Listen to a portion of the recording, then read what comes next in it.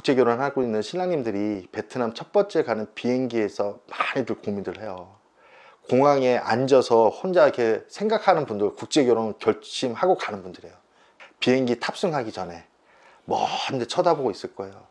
앞으로 내가 어떤 일이 벌어질지 모르잖아요. 저는 이거를 정글이라고 생각해요. 보이는 것밖에 알 수 없거든요. 그래서 그 옆에서 안내해주는 그 사람이 정말 중요해요. 경험자가 중요하죠. 베트남 같은 경우에는 성관계나 그런 걸 좀 더 어렸을 때 더 한다. 아기도 일찍 더 낳는 경우들도 있고, 결혼도 이제 우리나라는 평균 30대 초중반이잖아요. 베트남 같은 경우에는 결혼도 일찍 해서 어리지만 자녀가 있는 경우도 있고. 베트남은 우리나라보다 초등학교를 2년 일찍 들어가요. 6살 때, 우리는 8살 때. 그래서 베트남은 18살 때 고등학교를 졸업해요. 그러니까 우리보다 2년이 빨라요. 근데 베트남의 일반적인 가정들은 부모님들이 딸들을 고등학교 때까지는 남자를 못 만나게 합니다. 그러니까 우리도 그랬잖아요. 우리도 고등학교 여학생을 갖고 있는 부모님들은 딸들한테 웬만하면 남자 못 만나게 거의 같다라고 보시면 돼요. 베트남이 조금 일찍 결혼하는 건 사실인데 모두 그렇지는 않다는 거죠. 대체적으로 보면 보통의 일반 가정들은 어머니들이 딸들을 고등학교 때까지는 남자를 못 만나게 합니다. 많은 분들이 국제 결혼을 하게 되면 어리신 분들을 많이 만난다라고 생각을 그렇죠. 하잖아요. 주로 나이대가 어떻게 되나요? 우리나라 신랑님들은 35세부터들 국제결혼을 많이 생각들을 하세요. 베트남 여성들은 19살 때부터 결혼을 할 수 있는 나이예요. 20대 초반 여성과 35세에서 45세 그 정도 나이 분들이 초혼들이 결혼하는 거죠. 40대 후반이나 50대 분들은 20대 중후반을 만나는 건가요? 그렇게 되겠죠. 결혼회사들은 되게 이런 말을 합니다. 나이 차이를 20살을 넘기지 말라고. 20살도 되더라고요. 넘기는 분들도 꽤 많으세요. 또 여러 가지 이유는 있는데 일단은 국제 결혼이 신랑님하고 신부님하고 나이 차이는 최대한 줄이는 게 좋습니다. 외모나 그런 걸 좀 많이 따지시죠? 그렇죠. 신랑님들은 항상 두 가지를 놓고 고민하게 돼 있어요. 대개 국제 결혼하러 베트남의 신부를 만나다 보면 두 명의 여성을 놓고 고민을 하시게 될 거예요. 한 여성은 좀 이쁜 여성, 한 여성은 착한 여성. 대개가 그렇습니다. 경제적인 것이나 이런 것이 우리보다 조금 어려운 것이지 사람의 생각은 거의 비슷하다고 저는 느껴요. 실질적으로 잘 사시는 분들이 더 많죠. 이건 정확한 통계는 아닌데 제가 방송에서 본 것은 베트남 여성과의 이혼율이 한 26% 정도 된다고 하더라고요. 그러니까 우리나라 이혼율이 제가 정확히 모르겠는데 비슷하다고 그러더라고요. 그렇게 크게 차이가 있다고 하지는 않습니다. 베트남하고 결혼하시는 분들이 대한민국에 이제 제일 많다라고 하더라고요. 지금은 1등이에요. 네, 가장 많이 베트남 여성과 하고 있어요. 솔직히 저는 1등이 중국 분들일 줄 알았거든요. 바뀌었어요. 옛날에는 중국이 1등이었는데 이혼율이 너무 높대요. 그래서 베트남이 현재 1등입니다. 상담 많이 해보셨잖아요. 그러면 신랑님들이 가장 많이 이야기하시는 게 뭔가요? 사람마다 다른데 대체적으로 두 가지로 나눌 수 있어요. 좀 여성의 외모에 집착하는 분들도 있고 마지막이라고 생각하는 분들. 왜 그러면 재혼남들은 되게 그렇죠. 재혼남들은 내가 이제는 마지막이라고 생각해서 그 여성의 좀 마음을 보려는 분들도 계세요. 우리나라 국적만 이렇게 취득하고 뭐 이혼하는 경우 이런 경우들도 많다라고 하는데 어떤 경우에 실패를 많이 하나요? 제가 한 가지로 대답은 못할 것 같아요.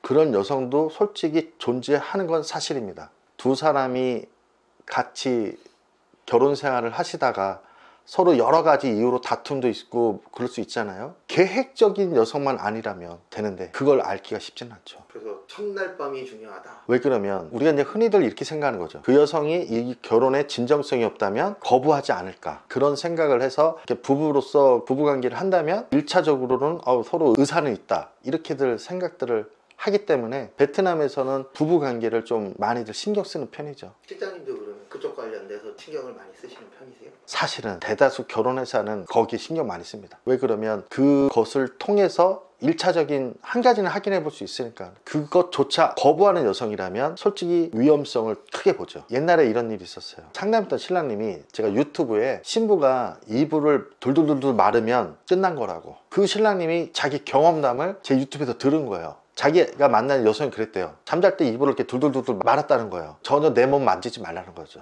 결국 그분은 그 여성과 안 좋은 결과로 이혼을 하셨고, 베트남에서 국제결혼 회사들은 첫날 밤을 좀 중요하게 생각하죠. 남성을 받아들이느냐 안 받아들이느냐. 남성분들 중에서 이렇게 이제 베트남 가셔서 다양한 여성분을 만나시는 분들도 계시나요? 요즘은 신랑님들이 생각들이 있으세요. 우리가 상담이 중요해요. 이 신랑님의 생각을 들어보고 그래도 거기에 뭔가 맞는 여성을 소개를 해야 되겠죠. 그러니까 보통 신랑님들이 내가 갖고 있는 5가지 조건이 있다면 그 5가지 조건을 다 맞출 수는 없어요. 거기에 가장 중요한 조건을 맞춰야 돼요. 내가 조건이 1, 2, 3, 4, 5가 있다면 첫 번째, 두 번째 조건은 맞아야 되죠. 신랑님들이 이해하기 편하게 키를 중요시 여기는 사람은 나는 정말 키 큰 여자가 좋아. 그 사람은 그게 1등이면 그건 맞아야 돼요. 그래야 이분도 마음이 움직여요. 5번째 정도는 포기도 할 수도 있고 4번째까지는 사람들이 그럴 수 있어요. 근데 3번째 정도는 타협을 볼 수 있고 근데 1, 2등은 맞아야 돼요. 그거만큼은 그 신랑님한테 중요한 거예요. 요즘 국제결혼이 계속 늘어나고 있다라고 TV에도 나오고 하잖아요. 왜 국제결혼이 늘어난다라고 생각을 하세요? 우리나라 남성들이 재혼 남성들은 국제결혼을 그렇게 부정적으로 보지 않더라고요. 내가 한국 여성과 한번 살아봤잖아요. 한국 여성에 대한 크게 미련을 갖고 있지 않고 외국 여성과 한번 살아보는 것도 괜찮겠다고 생각하는 분들이 좀 있고요. 초혼 남성들은 이제 나이가 조금 지났거나 이랬을 때 요즘에는 국제결혼을 옛날에 시골에서 농사 짓는 분들이 국제결혼한다는 인식을 갖고 있었잖아요. 지금은 도시 남성들이 대다수예요. 1년에 시골에서 농사 짓는 분 전화는 딱 한 번 받아봤습니다. 대다수는 도시에서 직장을 갖고 있는 분들이세요. 베트남 여성들은 이런 생각을 해요. 결혼을 하면 애를 낳아야 된다고 생각들을 해요. 한국 남성과 결혼하면 대체적으로 애가 있는 경우가 많습니다. 또 남자들은 또 결혼을 하면 애를 원하잖아요. 초남성들은 그렇고 근데 베트남 여성은 당연히 애를 낳아야 된다고 생각해요. 결혼은 당연히 해야 되며 당연히 결혼했으면 애를 낳아야 된다 이런 생각들을 많이 갖고 있더라고요. 그리고 이제 과거보다 베트남 여성분들도 학력이나 뭐 집안 재산이나 이런 것들이 과거보다는 올라가고 있는 상황이거든요. 경험을 해본 건 7년 전부터라 그 정권은 솔직히 잘 모르겠지만 지금 베트남도 약간 경제 성장을 한 것 같습니다. 베트남 여성들도 옛날보다는 생활 수준도 조금 올라갔고 신부님들도 기준점들도 갖고 있어요. 각자 신부님들의 자기 미모에 따라 달라지죠. 이쁜 여성은 암만 해도 자기가 원하는 선택지가 넓을 테고 이쁘지 않은 여성들은 선택지가 좀 좁아지겠죠. 똑같네요. 똑같아요. 지금까지 이제 많은 분들을 연결시켜 주셨잖아요. 예. 좋은 베트남 여성을 선택하는 방법이 있을까요? 국제결혼 시스템이 한국 결혼회사가 베트남에서 신부님을 직접 모집하고 있는 게 아니에요. 한국에 있는 결혼회사는 한국 신랑님을 모집하는 거고 흔히 마담이라고 하는 분들이 베트남 국제결혼 회사라고 생각하시면 돼요. 한국 신랑님들이 내가 국제결혼을 관심을 가지면 내가 어떤 업체의 도움을 받을까 우리나라에서 알아보잖아요. 똑같이 신부들도 마담들한테 회원이 되는 거예요. 결혼업체는 신랑 신부가 만난 이후부터예요. 그 신부님을 알아갈 수 있는 것이 좋은 결혼업체를 만나셔야 돼요. 옆에서 또 많이 도와주시고. 그렇죠. 언어적인 문제가 제일 심하잖아요. 옛날에는 통역들이 잘못 통역하는 게 많았어요. 근데 지금은 그렇지는 않습니다. 신랑님들이 사용하고 있는 번역기가 너무 좋아졌어요. 지금 우리가 어떤 거짓말로 연결시켜도 금방 들통나요.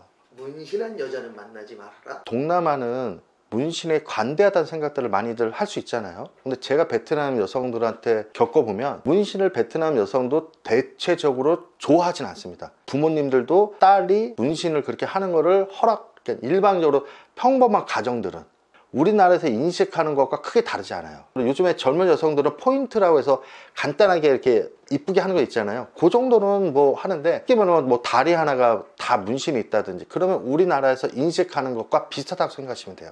앞으로의 국제결혼은 어떻게 될까요? 저희 생각은 베트남도 그렇게 오래 가지는 못할 것 같아요. 경제가 계속 성장하고 있고 이 업을 하는 분들과 대화를 나눠보면 몇십 년 계속 갈 수 있는 것은 아닌 것 같고 베트남만 하고 있기 때문에 다른 나라는 제가 뭐라고 말을 못할 것 같고 오래 가지는 않을 것 같다. 마무리 인사 해주시면 됩니다.